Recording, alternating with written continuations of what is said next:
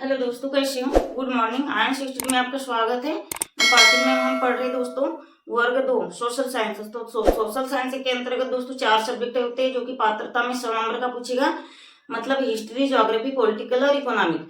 तो हम अभी पहले 2 को कवर कर रहे हैं। कौन कौन से दोस्तों? तो हिस्ट्री और पॉलिटिकल। तो अभी हम पढ़ेंगे दोस्तों हिस्ट्री, ठीक है, जो कि 25-25 नंबर के 4 सब्जेक्ट होंगे आपके पात्रता के लिए, और जो 50 नंबर का होगा पात्रता के लिए उसमें 4-5 सब्जेक्ट मिक्स होंगे, बाल विकास, हिंदी, इंग्लिश, संस्कृत, जो भी है, ठीक है। तो अभी पहले हम ये सब्जेक्ट को कवर करेंगे क्योंकि यही मेन सब्जेक्ट है, इसी से स्क्वायर बनेगा आपका, ठीक है। तो हम पढ़ेंगे दोस्तों अशोक। हम पढ़ेंगे अशोक।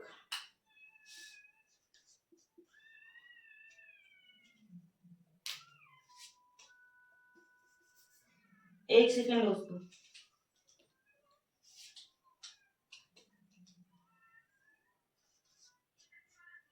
अशोक, ठीक है, अशोक। तो दोस्तों अशोक का टाइम काल कितना रहता है दोस्तों? 272 बीसी से 322 बीसी तक, ठीक है। तो हमने कल पढ़ लिए थे अशोक के पिता कौन रहते हैं। पिता रहते हैं दोस्तों बिंदुसार। रिवाइज कर लेते हैं। पिता रहते हैं बिंदुसार। माता रहती है शुभदांगिनी। माता रहती है शुभदांगी। माता रहती है शुभदांगी। और पत्नी रहती है दोस्तों, पत्नी रहती है कौन? महादेवी, ठीक है। दूसरे पेन से लिखते हैं, मार्कर चेंज कर लेते हैं। और अशोक की, एक सेकेंड,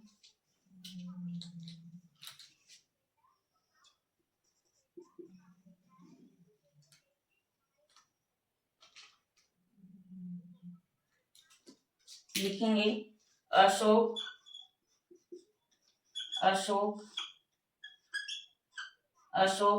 की प्रिय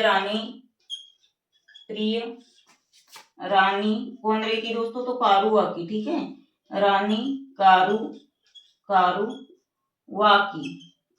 की। तो ये महादेवी से अशोक को पुत्र और पुत्री प्राप्ति होती है। तो पुत्र रहता है अशोक का महेंद्र, ठीक है, महेंद्र। और पुत्री रहती है संघमित्रा। ये कल का ही दोस्तों थोड़ा रिवाइज कर रहे। पुत्री रहती है संघमित्रा। तो अशोक का पहली बार राज्य अभिषेक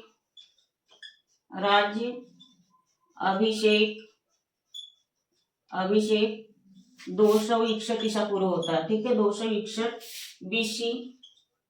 बीसी में होता 261 बीसी में होता है, ठीक है दोस्तों, ठीक है। तो अपन थोड़ा समझेंगे। वैसे कल हमने इसे पढ़ लिए थे, ठीक है। यहाँ 232 आएगा, 232 बिफोर क्राइस्ट। तो अशोक के पापा कौन रहते हैं? बिंदुसार। अशोक की माता कौन रहती है दोस्तों? शुभदांगी। अशोक की पहली पत्नी रहती है, ठीक है, महादेव। यहाँ लिख लेते हैं, कल तो समझा दी थी। अशोक की पहली पत्नी महादेव। अशोक की प्रिय रानी कौन रहती है दोस्तों? तो कारुआ की रहती है, ठीक है। और अशोक का पुत्र कौन रहता है? महेंद्र। अशोक की पुत्र रहती है संघमित्रा। और अशोक का पहली बार राज्याभिषेक कब हुआ था दोस्तों? 261 ईसा पूर्व, ठीक है, बिफोर क्राइस्ट में। तो इतना जल्दी से स्क्रीनशॉट कर लीजिए। ये तो सब कल का है दोस्तों, अपन रिवाइज कर रहे हैं कल का, ठीक है। जिन्होंने भी मेरी कल की क्लास नहीं देखी हो तो ध्यान से समझ लीजिए। अपन थोड़ा शार्ट में चलेंगे। तो देखिए, अशोक ने क्या किया दोस्तों? 4 वर्ष तक, मतलब बिंदुसार की मृत्यु के बाद अशोक ने 4 वर्ष तक के अपने सत्ता साम्राज्य को हासिल करने के लिए सत्ता साम्राज्य के संघर्ष के युद्ध में 4 वर्ष लगा दी। किसके साथ युद्ध करने हैं? अपने भाइयों के साथ युद्ध करने में।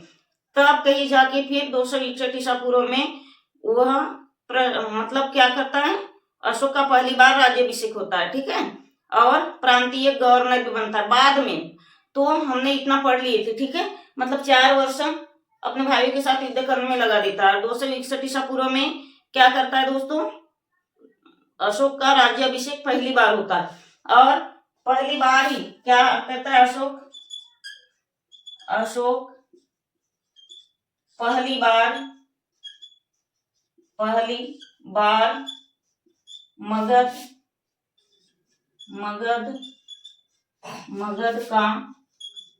मगध का प्रांतीय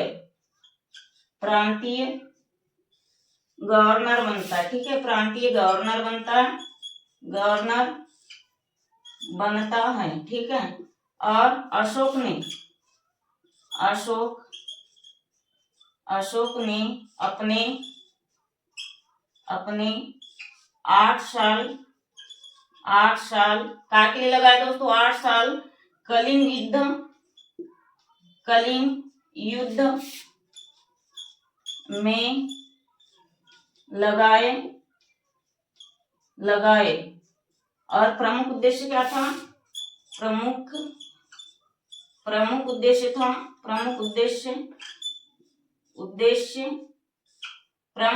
क्या था दोस्तों, प्रमुख उद्देश्य था क्या था, शिलालेखों, ठीक है, शिलालेखों को प्राप्त करना, शिलालेखों को प्राप्त करना,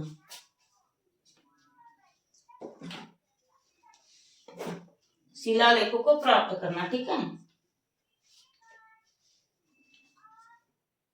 शिलालेखों को प्राप्त करना। लाल शाही चल नहीं रही दोस्तों, एक सेकेंड। तो शिलालेखों को, थोड़ा फीकी चल रही है दोस्तों, पेन दिखेगा नहीं, एक बार चेक कर लेते हैं। क्या था दोस्तों, शिलालेखों को प्राप्त करना। तो 14वें शिलालेख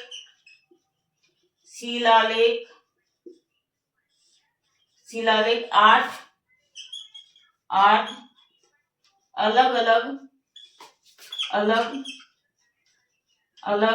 स्थानों से प्राप्त होते हैं,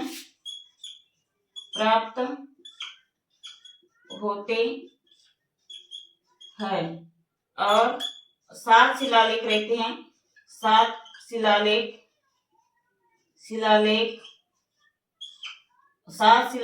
6 अलग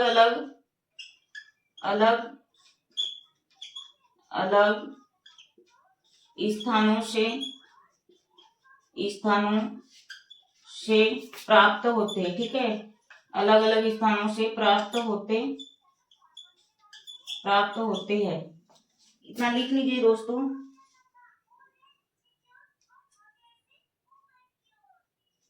और एक लाइन आ जाएगी इसमें, अशोक को इतिहास में प्रियदर्शी कहा गया, ठीक है, अशोक को इतिहास में प्रियदर्शी कहा गया, ठीक है, कहा गया। जल्दी से स्क्रीनशॉट ले लीजिए दोस्तों, ठीक है। अब आगे देखते हैं। चैनल को दोस्तों लाइक शेयर सब्सक्राइब कर लिया करिए, ठीक है, शेयर मार लिया करिए।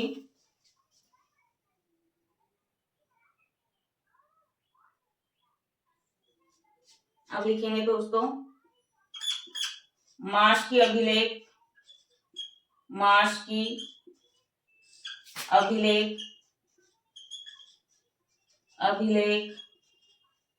सर्वप्रथम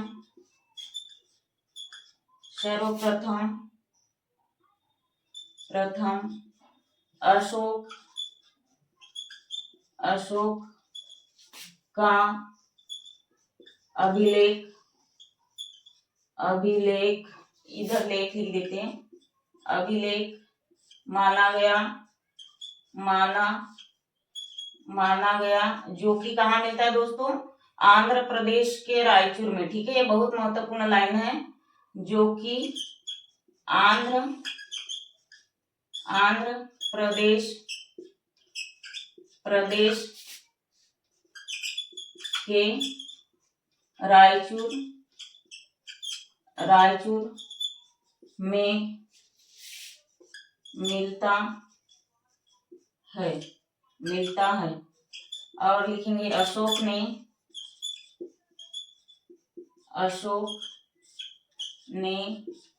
13वां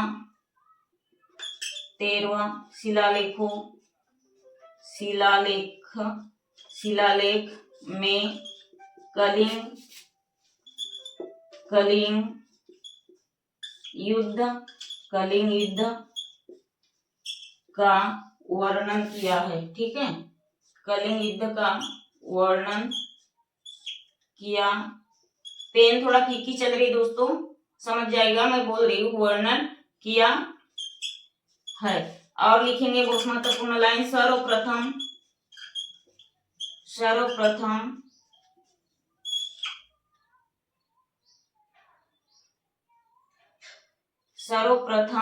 अशोक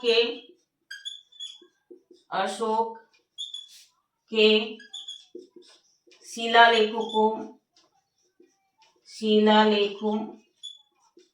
को किसने पढ़ा था दोस्तों, शिलालेखों को जेम्स प्रिंसेस ने। ठीक है, ग्रीन साइड से लिख देते हैं, पेन नहीं चल रही है। शिलालेखों को जेम्स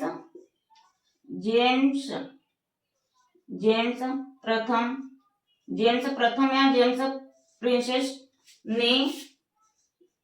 ने पढ़ा था। ठीक है, और लिखेंगे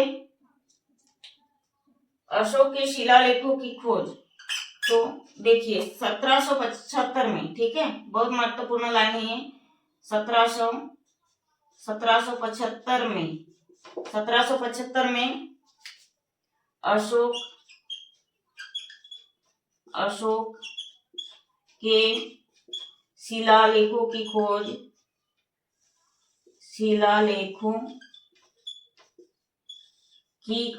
किसने किया था दोस्तों, टी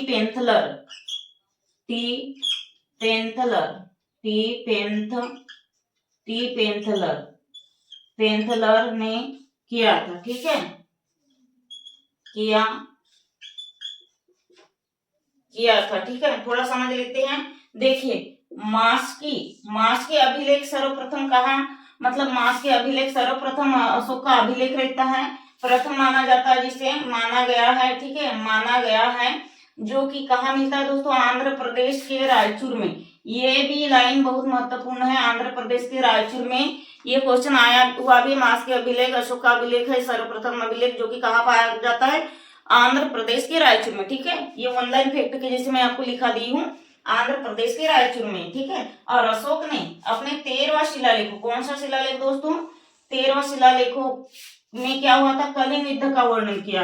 यह भी बहुत महत्वपूर्ण है, कलिंग युद्ध का वर्णन किया। और देखिए सर्वप्रथम अशोक के शिलालेखों को किसने देखा था दोस्तों, जेम्स प्रथम या जेम्स प्रिंसेस। ठीक है, जेम्स प्रथम या जेम्स प्रिंसेस ने देखा था सर्वप्रथम अशोक के शिलालेखों को। और 1775 में अशोक के शिलालेखों को किसने खोजा था दोस्तों, शिलालेखों को टी पेंथलर ने खोजा था, लिखेंगे। ठीक है, खोजा टी पेंथलर ने खोजा था, यह भी बहुत महत्वपूर्ण है, टी पेंथलर ने खोजा था। और जो अशोक का जो शिलालेखों में लैंग्वेज है, मतलब भाषा कौन सी होती है, ब्राह्मी लिपि, खरोष्ट लिपि। ठीक है, ब्राह्मी लिपि, खरोष्ट लिपि होती है अशोक के शिलालेखों में। ठीक है, और जो अशोक ने क्या है, अपने मतलब कलिंग युद्ध ने अशोक ने देखा कि वहां 1 लाख जनता मर जाती है, 1 लाख से ज्यादा लोग लगभग मारे जाते। उसी टाइम क्या करता है दोस्तों, अशोक यह निर्णय लेता है, मतलब क्या, हथियार त्याग का निर्णय लेता है, मतलब अपने हाथों से हथियार हमेशा के लिए त्याग कर देता है, फेंक देता है, कि आज के बाद मैं युद्ध नहीं लड़ूंगा। किस युद्ध के कारण, कलिंग युद्ध जब 261 ईसा पूर्व में होता है, कलिंग युद्ध दोस्तों हाथी गुफा अभिलेख के लिए जाना जाता है। कलिंग कहाँ है? ओडिशा में। कलिंग कहाँ है? ओडिशा में। कलिंग में अशोक ने 261 ईसा पूर्व युद्ध किया था। कलिंग में, कलिंग है उड़ीसा में, उड़ीसा जाना जाता है हाथी गुफा अभिलेख के लिए। आ गए इतना समझ में? ठीक है, तो वहां उस युद्ध को देखकर, कलिंग युद्ध में क्या है, लगभग 1 लाख से ज्यादा लोग मारे जाते हैं। तो इसी युद्ध को देखकर अशोक क्या करता है, क्या निर्णय लेता है? शस्त्र त्याग का, मतलब पूरे जो हथियार रहते हैं उसे फेंक देता है। यह निर्णय लेता है कि आज के बाद मैं कभी युद्ध नहीं करूंगा। ठीक है, इसी से फिर इसी युद्ध के बाद फिर क्या है, अपने गुजर बसर के लिए और जनता के लिए क्या निर्णय लेता है अशोक? मतलब 4 झोपड़ी बनाता है। कहाँ? पहाड़ी पे। कौन सी पहाड़ी? ब्रह्मगिरी की पहाड़ी पे 4 झोपड़ी बनाता है। कौन कौन सी? कर्ण, चौपाल, सुदामा और विश्व झोपड़ी बनाता है। ठीक है, एक पहाड़ी पे कर्ण, चौपाल, सुदामा और विश्व झोपड़ी, याद रखिएगा। और सबसे पहले अशोक के शिलालेखों को किसने देखा था? किसने देखा था दोस्तों? सबसे पहले किसने पढ़ा था? तो जेम्स प्रथम या जेम्स प्रिंसेस। और सन 1750 में अशोक के शिलालेख या अभिलेखों की खोज किसने की थी? तो टी पेंथलर। ठीक है, अब आज के लिए दोस्तों इतना ही।